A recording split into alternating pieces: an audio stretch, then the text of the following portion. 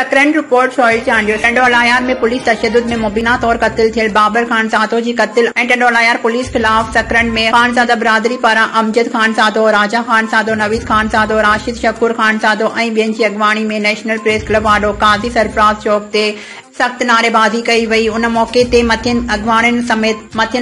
समेत SUP अॻवान मोहम्मद बचल डयो, खुरम शहजाद, लियाकत खान सादा, नज़ीर खान सादा ऐं ॿियनि ख़िताब कंदे चयो त टंडोलायार पुलिस बाबर खान सादा खे बेगुनाह गिरफ़्तार करे थाणे में इंसानियत सौ सख्त तशद्दुद करे उनखे क़त्ल करे छॾियो आहे, जेको क़ाबिले मज़म्मत अमल आहे। हुननि chief justice supreme court, chief justice Sindh high court, IG Sindh खां मुतालबो कंदे चयो त SHO टंडोलायार समेत ॿियनि मुलविस पुलिस एहलकारनि खिलाफ केस दाख़िल करे खेनि बि इबरतनाक अंजाम ताईं पहुचायो वञे।